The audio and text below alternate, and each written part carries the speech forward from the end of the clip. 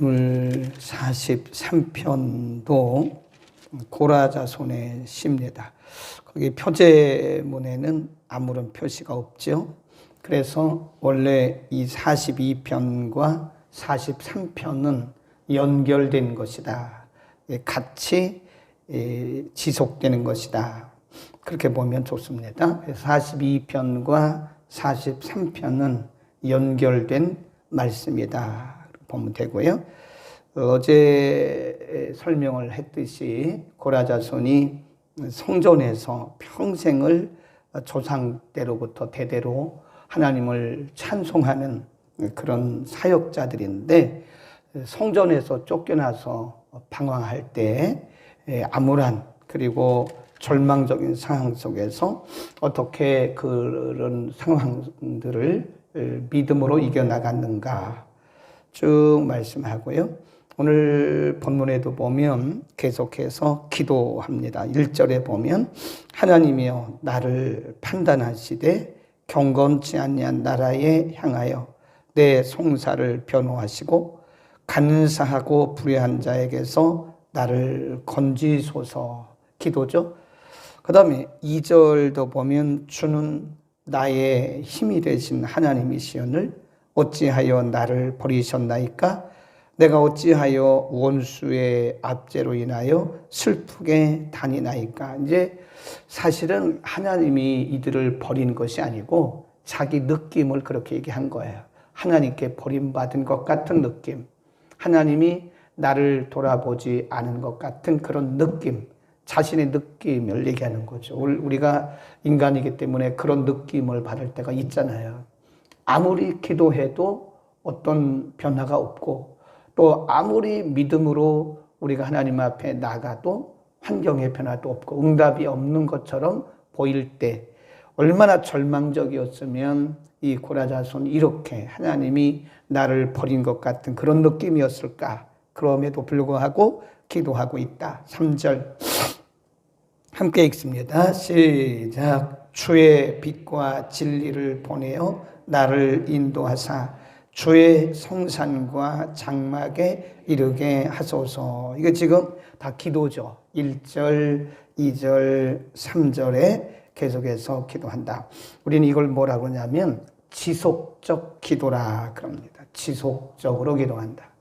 우리가 기도해놓고 때로는 우리의 기도가 응답되는 것 같이 보이지 않을 때, 또 기도해도 아무런 변화가 없을 때 이 사람들은 대체로 절망하게 되고, 또 2절에서 고라자손이 말한 것처럼 하나님께서 기도를 안 들으시거나 아니면 하나님이 우리를 버리신 것 같은 그런 절망감을 느낄 때도 있죠.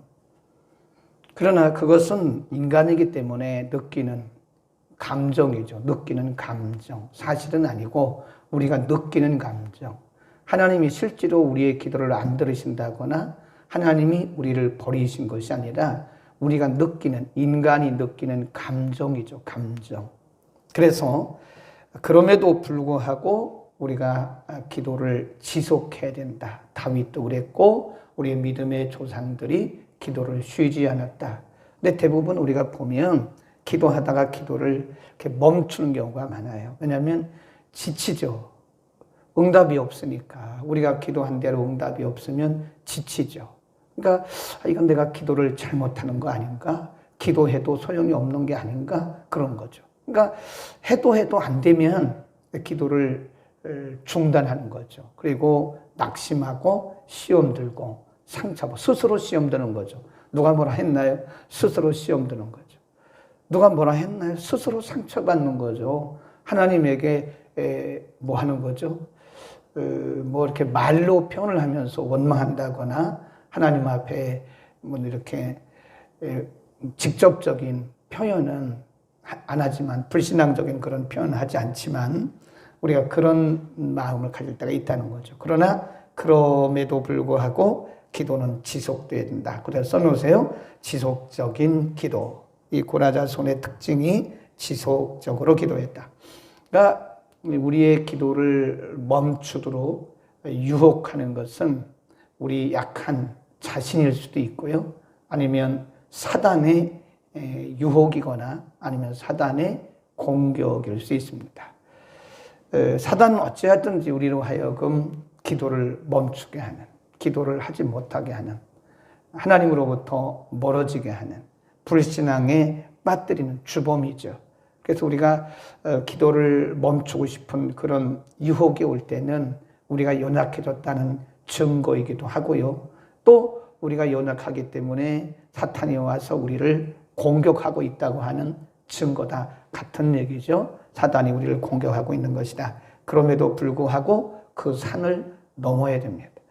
그 다음에 두 번째 같은 본문 1, 2, 3절에서 이 고라자손의 기도의 내용 1절, 2절, 3절을 지속적인 기도라고 써놓고 두 번째 주제는 그러면 1절, 2절, 3절 같은 본문에서 기도의 내용 이게 중요한 거죠. 어떻게 기도했는가? 지속해서 기도한 것도 중요한데 기도는 기도의 자세 이 중요하죠. 기도의 자세가 곧 기도의 내용이죠. 기도의 내용이 중요합니다. 어떻게 기도했느냐가 중요한 거예요. 자, 거기 한번 보겠습니다. 1절에 하나님이여 나를 판단하시되 경건치 아니한 나라에 향하여 내 송사를 변호하시며 이게 다 법적인 용어죠. 판단, 그 다음에 변호, 간사하고 불효한 자에게서 나를 건지소서. 그러니까 지금 이 고라자손이 지금 믿는 하나님이 누구냐? 판단하시는 하나님, 변호하시는 하나님, 공의로우신 하나님 그런 뜻이죠. 그러니까 지금 원수들이 어제 뭐라 그랬죠? 그 원수들이 말하기를 그 원수들이 3절에 보면 42편 3절에 보면 사람들이 종일 나더러 하는 말이 내 하나님이 어디 있느냐 내 하나님이 어디 있느냐 그러면서 믿음을 조롱하는 거죠. 그러니까 지금 그런 상황 속에서 고라자손이 하나님을 향해서 믿는 하나님에 대해서 확신하는 것은 뭐냐? 사람들이 아무리 그래도 나에 대해서 내가 하나님을 진짜 믿는 거냐? 내가 믿는 하나님이 진짜 계시는 거냐? 내가 진짜 사역자냐? 내가 진짜 고라자손이냐? 그렇게 별말을 가지고 악담하고 또 조롱하지만 이 고라자손이 믿는 것은 하나님이 공의로우신 하나님이 판단하신다. 변호하시고 판단하신다. 아무리 그렇게 말해도 나는 하나님의 사역자고 나는 고라자손이다. 레위 지파에 속한 고라자손이다. 나는 하나님께 뽑힌 사람이고 나는 하나님의 사역을 하는 거룩한 사람이라고 하는 자기의 정체성이 흔들려. 이게 중요한 겁니다. 거기다 써놓으세요. 사단은 항상 우리의 정체성을 흔들어 봐요. 우리의 정체성을 흔들어 봐가지고 우리가 흔들리면 그때로부터 우리를 가지고 장난을 치는 거죠. 그러니까 이 고라자손이 하나님을 변호자다. 하나님을 공의로우신 하나님이라고 그가 확신했던 것은 그가 흔들리지 않을 수 있었던 근거가 된 거예요. 또 다르게 말하면 그가 그런 원수들의 말을 들으면서도 흔들리지 않을 수 있었던 것은 하나님이 바로 보고 계신다. 하나님이 나의 변호자다. 하나님이 공의로우신 하나님이 나를 알고 계신다라고 하는 거죠. 그러니까 우리가 의외로 사람들이 이렇게 한마디 하잖아요. 그럼 굉장히 쉽게 상처를 받아요. 이 크리스찬들이 보면 믿는 사람들이 누가 무슨 얘기 한마디 하잖아요. 그러면 굉장히 쉽게 상처받고 쉽게 분노해요. 그 사단에게 벌써 우리는 넘어가고 있다는 거예요. 뭐가 흔들리고 있는 거예요? 정체성이 흔들리고 있는 거예요. 내가 누군가라고 하는 분명한 정체성을 가진 사람들은요, 그런 말 한마디에 그렇게 쉽게 상처받고 쉽게 자존심이 상해가지고 자존감이 낮아지고 또 분노하고 그러지 않습니다. 우리의 정체감이 중요한 거예요. 그러니까 사단이 항상 와서 우리를 정죄하는 거예요. 한번 흔들어 찔러보는 거예요. 우리의 감정을 한번 찔러보는 거예요. 우리 얼마나 소중한, 하나님은 나의 변호자라고 하는, 하나님은 나의 공의로우신 변호자라고 하는 분명한 자기 정체성을 못 갖게 되면, 갖지 않게 되면 흔들립니다. 우리 그런 거 많이 보잖아요. 우리 주변에서 이 자존감이 약해가지고 자존심의 상처를 받아가지고, 이 자존심의 상처를 받는다는 것은 자존감이 약하다는 거예요. 이거를 또 깊이 말하면 정체성이 약하다는 겁니다. 내가 누군가에 대한 분명한 정체성을 가진 사람은 별로 그렇게 흔들리지 않습니다. 그래요? 죄송합니다 하고 말지. 그래, 나한테 그렇게 말을 했어? 나에게 그렇게 말했단 말이야? 내가 그런 사람이라고 나를 그렇게 봤단 말이야? 이러면서 상처를 받는 거죠. 그것은 우리의 정체성이 약하다고 하는 반증입니다. 우리는 사단의 말에 속지 않기를 바랍니다. 하나님이 증인이세요. 욥을 보면 욥의 친구들이 와가지고 2번씩이나 3명이나 와요. 나중에 또 한 명 와서 4명이 욥에 대해서 막 신앙적으로, 철학적으로, 합리적으로, 논리적으로 욥에 대해서 막 공격합니다. 욥 하나 놓고. 욥은 정상적인 사람이 아니에요, 지금. 욥은 지금 굉장히 몸이 아프고 부인도 나갔고 자녀들 10명 다 잃었어요. 재산 다 잃은 상태예요. 완전히 만신창이가 된 상태입니다. 그런데 욥의 친구들이 와가지고 욥을 위로한답시고 욥을 공격한 거예요. 살아남을 수가 없습니다. 저는 욥의 친구들이 욥을 상처를 더 줬다고 봐요. 욥의 친구들에게 받은 상처가 더 크다고 봅니다. 인간적으로 보면. 그러니까 우리가 위로한다는 말이 오히려 상처가 될 수도 있다는 걸 알아야 돼요. 네, 내 기준에서 위로하면 그 사람은 상처가 됩니다. 항상 그 사람의 기준에서 말하는 게 좋아요. 아멘. 이게 크리스찬의 지혜입니다. 근데 우리는 우리 기준에서 자꾸 위로한답시고 하는데 그게 오히려 그 사람에게는 굉장한 상처가 될 수도 있다. 근데 욥이 그런 아주 인간적으로 보면 그들 편에서 보면 맞는 얘기예요. 다 맞는 얘기입니다. 그들 편에서 보면. 그러나 욥의 편에서 보면 안 맞는 얘기란 말이에요. 욥에게는 엄청난 상처가 되는 얘기예요. 근데 욥이 상처받았어요. 욥이 흔들렸어요. 욥이 믿음을 포기했습니까? 그들에 대해서 인간적으로 분노했습니까? 아니잖아요. 근데 욥은 항상 하는 얘기가 당신들이 아무리 그래도 아무리 그렇게 말을 해도 나의 보증은 하나님이시야. 하나님이 나의 간기를 다 알고 계셔. 그러니까 자기 정체성이 분명한 겁니다. 아멘. 이게 우리에게 샘플을 보여주고 있는 거예요. 그러니까 우리는 항상 조심해야 되는 것이 우리가 약할 때나 강할 때나 사단이 와가지고 우리의 뭘 흔들어요? 우리의 정체성을 흔듭니다. 우리가 쉽게 분노하고 쉽게 상처받는 것은 내 정체성이 지금 흔들리거나 정체성이 약하다고 하는 반증입니다. 그 다음에 이 고라자손이 이길 수 있던 것이 뭐냐? 2절 다 같이 시작. 주는 나의 힘이 되신 하나님이시다. 그래요. 나의 힘이 되신 하나님이다. 여기서 힘이란 말은요, power 이런 뜻이 아니고요, strength, 나의 힘, 나의 건강, 나의 능력이 되시는 하나님이십니다. 그러니까 지금 이 고라자손이 환경이나 조건을 바라보면 넘어져도 벌써 넘어졌어요. 인간이기 때문에 인간적인 그런 연약함도 어찌하여 나를 버리시나이까 그런 말을 하기는 했지만 그럼에도 불구하고 이 고라자손이 끝까지 믿음으로 하나님을 바라볼 수 있었던 것은 하나님은 나의, 이 말이 중요한 거예요. 우리의 그런 말이 아니고 하나님은 나의 힘이시다.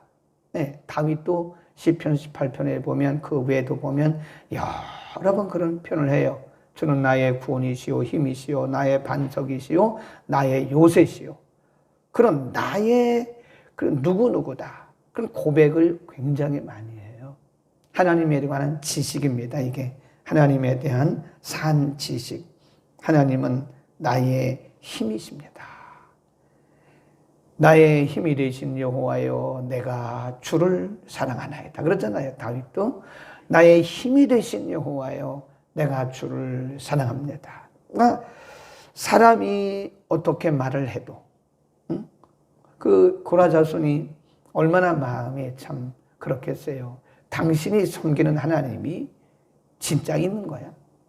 당신이 하나님을 찬양하는 사람이라면, 이러면서 이렇게 조롱할 때도 그가 흔들리지 않을 수 있었던 것은 하나님은 나의 힘이시다.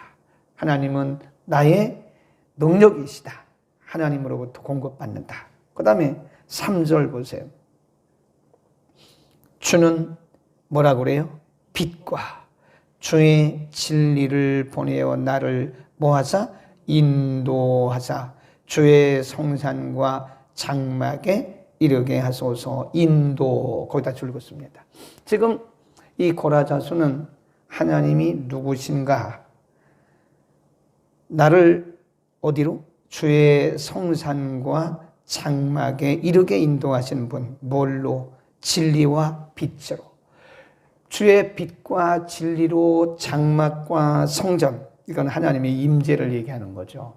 하나님의 임재로, 그리고 자신이 활동했던 그 성소, 그 성전으로 자기의 원 위치로, 그 말이에요. 자신의 원 위치로 나를 인도하시는 하나님, 인도자다. 하나님은 나의 인도자다. 신실하심. 한치의 오차도 없이 실수도 없이 나를 안전하게 인도하시는. 그래서 우리가 잘 아는 시편 한번 가볼까요? 다윗은 이렇게 23편에서 고백을 합니다. 시편 23편에 보면 1절에 여호와는 나의 목자, 그죠? 여기도 인도자 아니겠어요? 여호와는 나의 목자시니 내가 부족함이 없으리로다. 그가 나를 푸른 초장에 놓이시고 쉴 만한 곳으로 인도하시. 여기도 보면 인도하신다. 그런 표현을 써요. 그러니까 우리의 믿음의 조상들이 그런 환경 가운데서도 이길 수 있던 것은 인도자 되신 하나님을 그들이 알고 그 인도자 되신 하나님에 대한 확신, 믿음이 있었기 때문이다. 다윗은 목자로 인도하시는 하나님, 여기 고라 자손은 빛과 진리로 인도하시는 하나님에 대한 믿음의 확신이 그에게 있었다 이거예요. 아멘. 우리는 인간이기 때문에 우리가 아무리 똑똑하고 아무리 영성이 있고 아무리 영감이 있어도요, 한치 앞은 알 수가 없어요. 사실은 내일 어떤 일이 일어날는지 우리 몰라요. 우리가 지금 하고 있는 이런 일들이 이게 맞을 때도 있지만 안 맞을 때도 많아요. 우리는 언제나 판단에 실수가 많습니다. 예, 이게 맞다고 생각했는데 나중에 지나고 나면 틀린 것도 많아요. 그게 옳다고 그냥 생명 걸고 목숨 걸고 했는데 나중에 지나고 나면 다 틀렸더라고. 그렇죠? 우리가 시험을 볼 때 사지선다형이잖아요. 1번, 2번, 3번 중에서 고르는 거잖아요. 본인이 2번을 기록할 때, 2번이라고 답을 쓸 때는 그 맞다고 생각하고 찍었어요. 그죠? 그 맞다고 생각했기 때문에 2번을 쓴 거예요.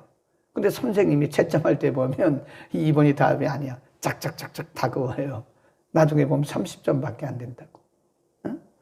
우리 인생이 그런 거예요. 내가 맞다고 생각했는데 맞다고 생각하고 목숨 걸고 그냥 핏대 높이고 했는데 나중에 보니까 그게 아닌 경우도 꽤나 많아요. 아, 그거 내가 기도하고 했는데요? 아, 그래도 틀린 경우도 많아요. 인간이기 때문에 기도해도 정확한 감동을 받기가 쉽지 않아요. 아, 누구나 다 기도하고 하지 뭐. 네. 오늘 한두 번이냐고요. 그러나 우리가 염려하지 않아도 되는 것은, 물론 그런 실수도 우리가 할 수 있어요. 그런 실수도 할 수 있고 사람들 보기에 욕도 먹을 수 있고 또 사람들한테 상처도 줄 수 있고 그런 경우, 그렇다고 해서 그분이 이단이라고 말하면 안 돼요. 네, 그분이 판단을 잘못한 순간적으로 그리고 성령의 감동에 대해서 본인은 분명히 받은 거예요, 그게. 근데 그것이 일반적인 그 상식선을 넘었다 이렇게 보는 거죠. 그렇다고 그분이 이단입니까? 이단이 아닌 것 같아요, 제가 볼 때. 자꾸 그렇게 계속 나가면 이단이 될 수 있는데, 지금 봐서는 이단은 아닌데, 그릇된 확신을 가지고, 누구나 그래요, 누구나. 그분만 그런 건 아니에요. 누구나 그럴 수 있어요. 시간이 지나고 나면, 많은 경우에 10개 중에 5개 맞추면 많이 맞는 거예요, 우리가. 에?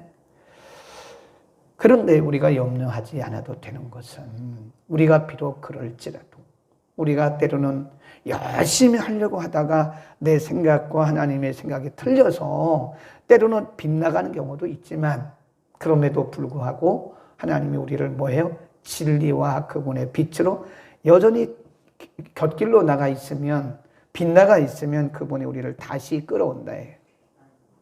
그래서 실수 없으신 그 하나님께서 우리를 깨닫게 하시고 가르쳐 주시고, 때로는 이렇게 한 대 치시고, 이게 징계죠. 그래서 결국은 바른 길을 가게 인도하신다고 하는, 이 고라자손은 지금 그걸 믿는 거예요. 다윗도 그걸 믿은 거예요. 목자로서 빛으로 진리로 나를 바른 길로 인도하는 나의 인도자다. 아멘. 우리는 그분에 대한 신실하신 인도자에 대한 확신을 가져야 됩니다. 비록 내가 어린아이 같고, 내가 비록 철없는 사람 같아서 때로는 실수도 하고 판단도 잘못해서 때로는 빗나갈 수도 있지만, 그러나 하나님은 나의 신실한 나의 인도자이기 때문에 그분이 결국은 나를 가장 바른 길, 그러니까 다윗이 23편에서 고백했던 쉴만한 물가, 푸른 초장, 바로 그게 하나님이 원하시는 길인 거예요. 마지막으로 기도 후 세 번째 주제인데요. 짧게 말씀드리면 기도 후의 결단, 이게 중요해요. 지속적인 기도하죠.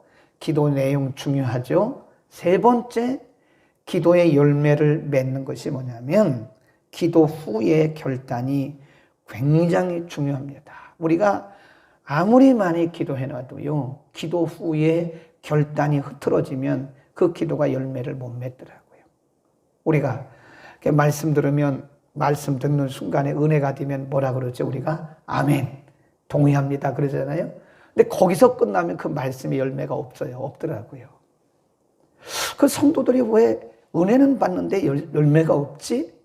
가만히 연구를 해보면요, 결단이 없어서 그래요. 결단. 이 결단이 없으면 말씀의 열매가 없습니다. 우리가 성경을 10번 읽었잖아요. 결단하지 않으면 그냥 읽은 거로 끝나는 거예요. 우리가 은혜 받잖아요. 아멘 하고 여기서 은혜가 받고 가슴이 뜨겁습니다. 그런데 거기서 결단하지 않잖아요. 그리고 내가 그걸 삶으로 옮기지 않잖아요. 적용하지 않잖아요. 그럼 열매는 없어요. 거기서 그냥 은혜 받은 거로 끝나는 거예요. 이 결단이 매우 중요해요. 기도 후의 결단, 세 번째 주에 써놓으셨죠? 4절 보세요. 4절, 그런즉, 그랬는데 그런즉 요 표현보다는요, 그리고 나서, 그러므로 이렇게 표현하는 게 더 좋을 것 같아요. 그러므로 내가 하나님의 단에 나아가 나의 극락의 하나님, 그런데 극락이란 말은요, 이게 불교 용어죠. 그러니까 옛날 어른들이 이거를 번역을 했기 때문에 그냥 전통적인 용어를 썼어요. 근데 이게 기쁨입니다. 기쁨. 내 기쁨의 하나님께로 내가 나아갈 것이다. 하나님의 단, 그 다음에 기쁨의 하나님, 이게 다 뭘 의미하냐면 하나님의 임재 앞에 내 환경이 지금 바뀐 게 없어요. 기도했다고 해서 뭐 금방 환경이 바뀝니까? 그건 아니잖아요. 우리가 기도했다고 사람이 금방 바뀝니까? 그건 아니잖아요. 그러나 이 시편의 기자는, 지금 고라자손은 지금 당장 내 환경이나 조건이 변한 건 없다 이거예요. 그러나 그럼에도 불구하고 나는 나의 인도자 되시고 힘이 되시는, 나의 공의로우신 변호자가 되시는 그 하나님의 임재 앞에 내가 믿음으로 나가겠다고 하는 그 뭐예요? 결단입니다. 이 결단이 중요한 거예요. 우리가 기도한다고 해서 금방 뭐가 됩니까? 그건 아니잖아요. 우리가 기도한다고 해서 환경이 금방 바뀌는 거예요. 더 악화될 수도 있어요. 어떤 경우에는 우리가 기도했는데 상황이 더 안 좋아질 수도 있습니다. 그건 왜 그런지 모르죠, 우리가. 우리가 기도했는데 상황이 왜 더 안 좋아지지? 우리가 기도했으면 더 나아져야 될 거 아니에요. 기도했으면 우리가 더 나아져야 될 거 아니에요, 상황이. 근데 어떤 때는 더 안 좋아질 때도 있다는 거예요. 그건 하나의 과정이겠죠, 과정. 그럴지라도 우리의 중심이 흔들리지 않을 수 있는 것은 결단입니다. 그 하나님에 대한 믿음, 그 하나님에 대한 확신이 있으면 그 믿음을 내가 확실한 것을 붙들고 그리고 우리가 우리의 삶에 그것을 적용해. 그 결단과 적용이 굉장히 중요한 겁니다, 이게. 예, 아멘. 우리는 오늘 여러 가지 말씀을 들었어요. 이 말씀을, 많은 말씀을 우리가 들었는데 이 말씀 우리의 신비에 새긴 다음에 여기서 끝나면 nothing, 아무런 없어요.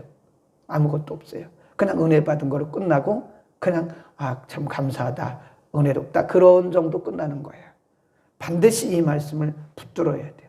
그리고 이거를 결단하고 우리의 삶에 가서 이것을 그대로 적용해야 돼요. 뭐가 변하지, 뭐가 없어도, 변함이 없어도, 우리의 기도한 대로 우리의 환경과 조건이 변함이 없어도, 우리가 기도했는데도 불구하고 사람이 변함이 없어도, 그럼에도 불구하고 그분은 나의 변호자요, 나의 인도자요, 나의 뭐예요? 공의로우신 힘이 되시는 하나님이다. 기도하겠습니다. 거룩하신 우리 하나님 아버지, 오늘 흔들리기 쉬운 혼돈의 시대를 살아가는 우리들에게 오늘 고라자손의 말씀, 시편 43편의 말씀을 통해서 우리가 날마다 기도하고 어떤 자세로 살아야 되는지 가르쳐 주셨습니다. 하나님은 신실하신 우리의 변호자요, 힘이시오, 우리의 능력이시오, 인도자이심을 확신합니다. 우리가 결단하고 그 하나님을 붙들고 끝까지 승리하게 하여 주옵소서. 우리의 원수 마귀는 우리의 정체성을 흔들어 우리를 상처받게 하고 시험받게 하고 분노하게 하지만 하나님 변함없는 하나님을 우리가 바라보고 하나님께 우리의 초점을 맞춤으로 항상 승리하게 하여 주옵소서. 끝까지 승리하게 하옵소서. 우리의 기도를 쉬지 않게 하여 주옵소서. 오늘 이 말씀대로 살겠습니다. 힘과 능력을 물붓듯 부어 주옵소서. 예수 그리스도의 이름으로 기도드립니다. 아멘.